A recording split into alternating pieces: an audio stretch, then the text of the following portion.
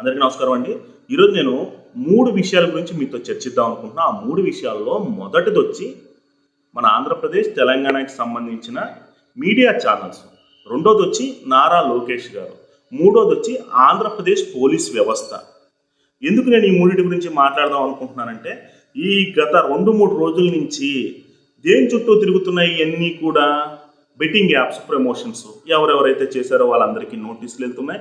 ఎవరెవరైతే అక్రమంగా డబ్బులు తీసుకున్నారో, ఎవరైతే హవాలా రూపంలో డబ్బులు తీసుకున్నారో వీళ్ళందరికీ సంబంధించిన నోటీసులు అయితే వెళ్తూనే వాళ్ళందరూ కూడా విచారణకి వెళ్తా ఉన్నారు. ఇక్కడ మీడియా ఛానల్స్ 2-3 రోజుల నుంచి ఫుల్ బిజీ. ఎంత పెద్ద పనికి మాలిన మీడియా ఛానల్ అయినా సరే వాళ్ళు కూడా ఈ బెట్టింగ్ యాప్స్ గురించే మాట్లాడుతూ ఉన్నారు.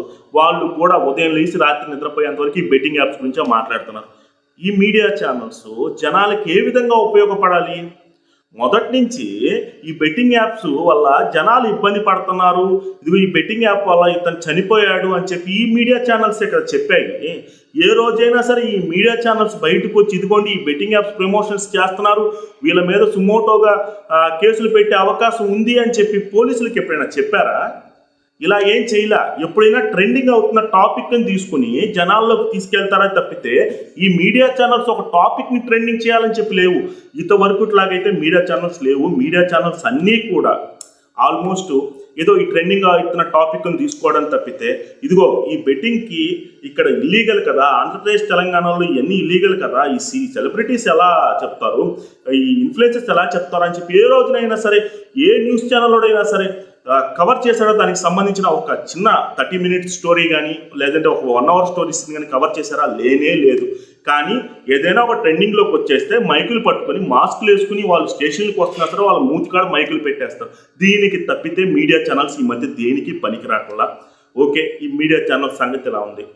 లోకేష్ గారు స్వతహాగా మనందరికీ తెలుసు, చంద్రబాబు నాయుడు గారు కానీ లోకేష్ గారు కానీ వీళ్ళిద్దరూ కూడా ఏదైనా మంచి పని చేసినా సరే బయటకు చెప్పుకోరు. ఎందుకంటారా? వీళ్ళకి ఈ విధమైన పబ్లిసిటీ అనేది నచ్చదు.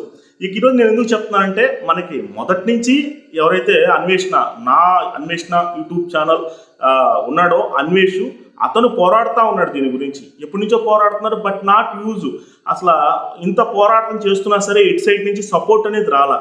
ఇతనికి సపోర్ట్ ఎక్కడి నుంచి వచ్చింది అంటే, మన ఆంధ్రప్రదేశ్ పోలీసులకు సంబంధించి ఎవరైతే వైజాగ్లో కమిషనర్గా ఉన్నారో ఆయన, ఎవరైతే మన ఎడ్యుకేషన్ మినిస్టర్ అయినటువంటి నారా లోకేష్ గారు చొరవతో లోకల్ బాయ్ నాని అనే ఒక యూట్యూబర్ని, ఈ విధంగా బెట్టింగ్ యాప్లు ప్రమోట్ చేసిన ఒక యూట్యూబర్ని అరెస్ట్ చేసి 10 రోజులకి రిమాండ్కి పంపిస్తే అప్పుడు ఈ టాపిక్ అంతా కూడా వైరల్ అయింది.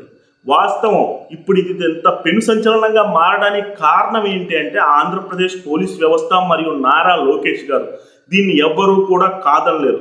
ఎందుకంటే యువ నాయకుడు నారా లోకేష్ గారు, ఎవరైతే మన వైజాగ్ కమిషనర్ గారు ఉన్నారో ఆయనకి ప్రత్యేక ధన్యవాదాలు అయితే నేను తెలియజేస్తున్నా. ఎందుకంటారా, మీరు ఏదైతే ఈ విత్తనాన్ని నాటారో అది కంటిన్యూ అయిపోతూ ఉంది.